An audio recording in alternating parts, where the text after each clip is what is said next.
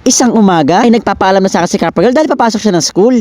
Tito, nung sasanayin ba akong 500, papasok na ako sa school. Pero napansin ko na masyadong magulo ang buhok ni Kappa Girl. Kapag yung papasok ko na, tingnan mo buhok mo ang gulo-gulo, wala ka bang ipit? Tito, nung wala kasi akong ipit eh. Pero kung bibili mo ako ng ipit, gusto ko ganito. Ganito ako, Romy, na ipit. Kapag binili mo ako nito, magiging kamukha mo si Daniel Padilla. Dahil mabait ako tito at honor naman si Kappa Girl. At para naman sa pag-aral niya to, bumili ako ng Kuromi na ipit. Kaya naman mga kadugyot, tara, unboxing na natin. So mga kadugyot, eto na siya. So open na natin. In 3, 2, 1. Wow! Sobrang daming ipit. Grabe oh. Saktong-sakto to para kay Kappa Girl. Merong Sanrio, merong flower clip, black Kuromi hair clip, purple Kuromi flower hair clip, Barbie hair clip, flower hair clip, Kuromi ribbon hair clip, butterfly hair clip, at meron pang iba't ibang mga singsing. Grabe, kompleto na nga ang mga ipit na to. Sigurado ako pag nakita to ni Kappa Girl, talaga matutuwa siya. Kappa Girl, oh, eto na yung Kuromi ipit na pinapabili mo sa akin. Wow, Tito, nung sobrang ganda. Okay, Tito, nung akin na yan. Ipitan mo na ako. At eto nga, bago papasok si Kappa Girl sa school, ay nagpaipit na nga siya sa akin ng buhok. Dahil nga si Kappa Girl sa school nila, dapat lagi siya maayos at magandang tignan. Para mas lalo siyang gumanda, ginamit ko nga pala lahat ng ipit sa kanya. Sobrang favorite din niya kasi si Kuromi. Kaya naman gusto niya lahat ilagay sa buhok niya. At senen, eto nga, tapos na ako maglagay ng mga ipit sa kanya. Eto nga, sinuot na rin niya yung mga singsing. At eto naman yung itsura ng ipit sa buhok niya. O, di ba mga kadigos, sobrang ganda talaga ni Kappa Girl.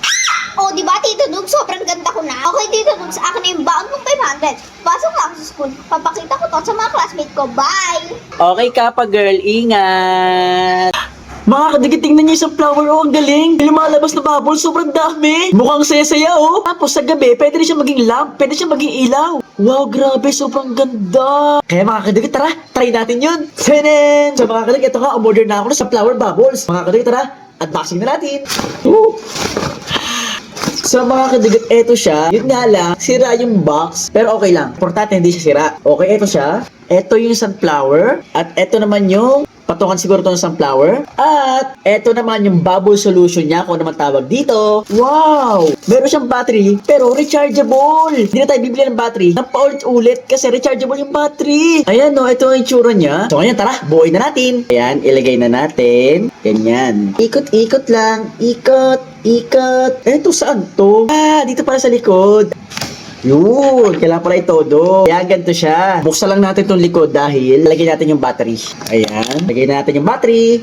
Yun. Sarado na natin. Ayan na, finish na.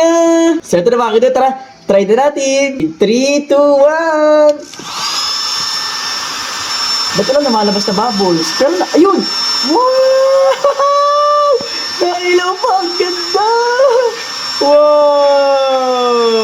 Mga kadigat, ayan siya. Grabe, ang daming bubbles na lumalabas. Grabe, ang dami. Sobrang ganda. So, ayan. Ganito naman siya kapag nasa dilim. Kasi nga, may ilaw siya eh. Tingnan niyo naman, sobrang ganda oh. Pwede rin siya maging lamp eh, di ba? Pag matutulog kayo, ito na lang ilaw niyo. Wow! Ang ganda! Grabe oh. Pwede ito ngayon pamasko. Pwede ito pang regalo sa mga bata, di ba? Ang ganda.